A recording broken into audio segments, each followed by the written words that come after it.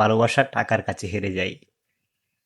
এই এত যত্নের গরুগুলো যখন আমাদের টাকার জন্য বিক্রি করে দিতে হয়, তখন কিন্তু নিজের কাছেও খারাপ লাগে। আসসালামু আলাইকুম আমার খামারি ভাইয়েরা।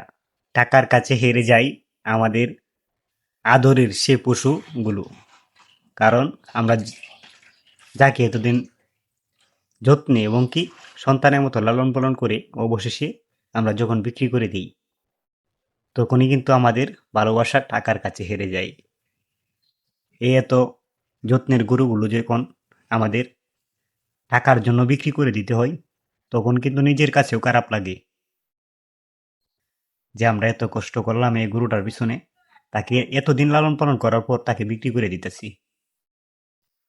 আজকে একটা আমি গাভী বিক্রি করলাম। এই গাভীটা থেকে আমি কত টাকা বিক্রি করলাম এবং কি আমার লাভ লস কতটুকু হলো, সেই বিষয়ে আপনাদের সামনে জানাবো। একে একে আমি 3টা গরু বিক্রি করে দিতেছি। কারণ হচ্ছে বিক্রি করে দেওয়ার কারণ হচ্ছে এর আগে কিন্তু আমি 2টা ষাঁড় গরু বিক্রি করছিলাম।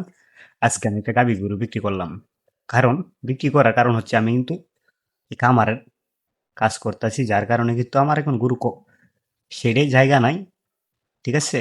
যার কারণে গরুগুলা কমায় আনতে হবে। সবাই ভিডিওটি ধৈর্য সহকারে দেখতে থাকুন। এই গাভীটি আমি আজকে কালকে রাত্রে বিক্রি করছি। ঠিক আছে? এই গাভীটি আমি বিক্রি করলাম 90,000 টাকা। এই গাভীটি আমার কিনা ছিল 65,000 টাকা। তার পিছনে যাবত অনেক কিছুই খরচ করলাম, সবকিছু মিলে মানে তার পিছনে আমার বেশি টাকা খরচ হয়ে গেছে। 65,000 টাকা তাকে আমি কিনছি। কিনা থেকে শুরু করে তাকে খাদ্য খরচ এবং কি তাকে আমি 2 মাস 10 দিন লালন পালন করার পর তার পিছনে আমার আজকে খরচ দাঁড়াইছে 80,000 টাকা। তাকে বিক্রি করলাম আমি 90,000 টাকা।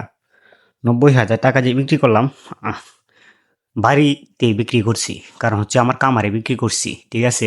যদি আমি হাটে নিতাম তাহলে এখানে আমি আরও 5,000 টাকা বেশি পাইতাম। কিন্তু হাটে নিয়ে গেলে কিন্তু মানে বিভিন্ন ধরনের দালালের চক্রই পড়ে যেতে হয় এবং কি গরুগুলো দালালটা কম বলে। ঠিক আছে? ব্যাপারী দেখে আমরা কিন্তু ব্যাপারী না, আমরা কিন্তু সাধারণ প্রান্তিক কামারি, যার কারণে আমরা কিন্তু কখনো গরু থেকে ন্যায্য মূল্য দাম পাই না।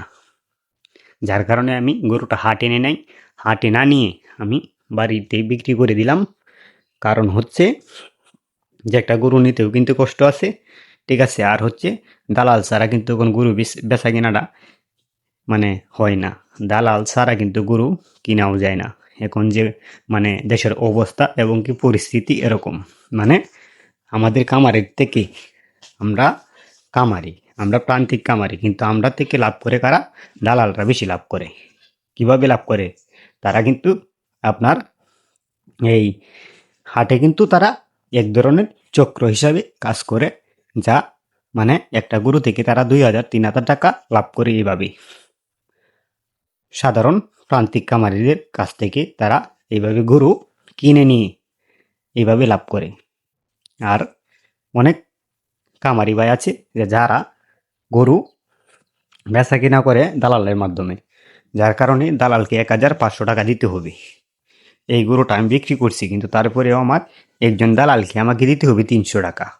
দেখেন, আমি আমার টাকা আমি সব কষ্ট করছি, আমি দিনে রাতে পরিশ্রম করছি, তারপরেও দালালকে দিতে হয় আমার 300 টাকা। এটাই হচ্ছে আমাদের প্রান্তিক আমাদের গরু বেচার নিয়ম। ঠিক আছে? এই গরুটা থেকে আমার অবশেষে 10,000 টাকা লাভ করলাম, আলহামদুলিল্লাহ। ঠিক আছে? আপনারা সবাই দোয়া করবেন, হ্যাঁ, যেন সামনে আরও কিছু ভালো গরু নিয়ে আসতে পারি। আমি 1-2 দিনের মাধ্যমে আবার আমি কামারে গরু ঢোকাবো। দেখেন, এই পাশে কামারের কাজ শেষ হয়েছে, কিন্তু এই পাশে আমার কোনো কাজ শেষ হয় নাই, যার কারণে আমার জায়গার দরকার। ঠিক আছে? জায়গাটা খালি করতে হবে, যার কারণে গরুটি বিক্রি করে দিলাম।